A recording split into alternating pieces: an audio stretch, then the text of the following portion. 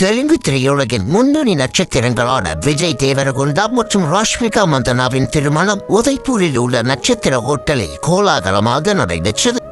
நாகூர் பிரியாணி உளுந்தூர்பேட்டையில் இருக்கிற நாய்க்கு தான் கிடைக்கணும்னு எழுதியிருந்தா அதை யாராலையும் மாற்ற முடியாது.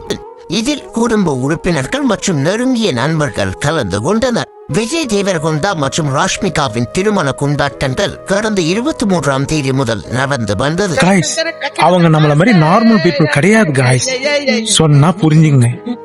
இதனிடையே திருமணத்தை 2 முறைப்படி நடத்த திட்டமிடப்பட்டிருந்தது. அதன்படி இன்று காலை தெலுங்கு முறைப்படி திருமணம் நடைபெற்ற நிலையில் இன்று மாலையில் கொடவா சமூக முறைப்படி திருமணம் நடைபெற உள்ளது. ஓம் அக்னாயே ஸ்வாஹா இதம் நாமாமா ஓம் பிரஜாபதாயே ஸ்வாஹா.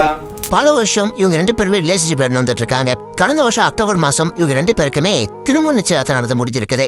இந்த திருமண நிகழ்ச்சியில இவங்களோட close friends and family member தான் கலந்துக்க போறாங்க. மார்ச் 4 நடக்க போற ஹைதராபாத் நடக்க போற வெட்டிங் ரிசப்ஷன்ல தான் சினிமா பிரபலங்களும் அரசியல் பிரபலம் கலந்துக்கிறதுக்கான அழைப்பு விடுக்கப்பட்டிருக்குது. ஆரவள்ளி மாயத்தோட பக்கத்துல ஒரு பிரைவேட்டான பகுதியில அவ்வளவு சீக்கிரம் யாரும் உள்ள வர முடியாத ஒரு பழைய அரண்மனையில தான் இவங்க திருமணம் நடந்திருக்குது. அப்படி அந்த உள்ள திருமணத்துல உறவினர் கலந்துருக்காங்களே அவங்க எல்லாரும் ராஜஸ்தான்ல இருந்து அந்த திருமணம் நடக்கக்கூடிய அந்த பேலஸுக்கு வரத்துக்காக அவங்க செய்யக்கூடிய போக்குவரத்து ஏற்பாடு இருக்குல்ல, அதுலயே பிரம்மாண்டம் இருக்குதா. வெட்டிங்ல வந்து சாதாரண என்ட்ரி மாதிரி வராம மாப்பிள்ளையும் பொண்ணும் ஒரு வேற ஒரு என்ட்ரியில வந்தா நல்லா இருக்கும். ஒரு ஹெலிகாப்டர்ல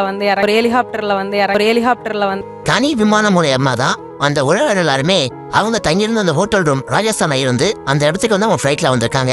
ராஷ்மிகாவுக்கும் விஜய் தேவரகுண்டாவுக்கும் அவர் தனியா பிரத்யேகமா ஒரு பிரைவேட் ஜெட்டை ஒன்று வாடகைக்கு எடுத்து அவங்க திருமணம் நடக்கூடிய இடத்துக்கு வந்திருக்காங்க. இது மாதிரி எல்லா விஷயத்தையும் அப்சர்வ் பண்ணிருக்காங்க.